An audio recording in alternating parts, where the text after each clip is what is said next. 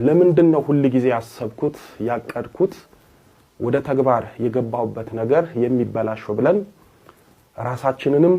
ሰውንም እንጠይቃለን በእግዚአብሔር ላይ እናማራለን የዚህ ሁሉ ማለትም ሐሳባችን እቅዳችን ተግባራችን በቀላሉ የሚበላሽው ለሰውና ለሰይጣን እየተናገርን ነው አንድ ሰው አይደለም ተግባሩን ገና ከጅምሩ ሊፈጽም ሊያደርግ ያሰበው የድርጊቱን ሐሳብ ለሰዎች በተለይ ለጓደኞቹ እንደበጎ አድርጎ ከተናገረ ሰይጣን በቀላሉ ያበላሽበታል ለሰው የተናገርነው ሁሉ ሰይጣን ይሰማል ሐሳባችሁን እቅዳችሁን ተግባራችሁን ለሰው ተናገራችሁ ማለት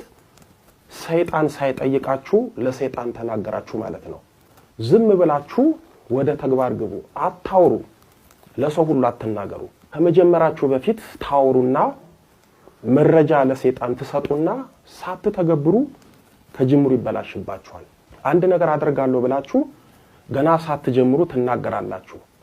ሰይጣን ካፋችሁ ይቀልባል ዶሮ ጥሬ እንደምትለቅም ሁሉ ሰይጣንም የተግባር ሐሳባችሁን ስትናገሩ ካፋችሁ እየለቀመ ከፊታችሁ እየቀደመ ሁሉ ነገራችሁን እያጠመመ ያበላሽባችኋል ሐሳብ አይወራም እቅድ አይነገርም ግድ ከሆነ ተግባር ላይ ስታውሉት አውሩ ተናገሩ ለምሳሌ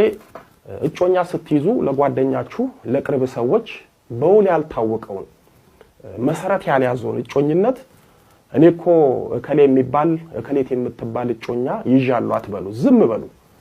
እጮኝነታችሁ ወደ ተዳር ሊቀየር መስመር ይዞ ልትጋቡ ስትወስኑ እኔ ላገባ ነው ያላችሁ ነጋሪት አትጎስሙ ዝም በሉ ባይሆን የሰርጋችሁን ፕሮግራም ካስተካከላችሁ በኋላ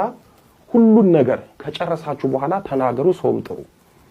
ወደ ተዳር ያልተቀየረ እጮኛቸውን ለገዛ ጓደኛቸው ተናግረው በገዛ ጓደኛቸው እጮኛቸውን የተቀማሉ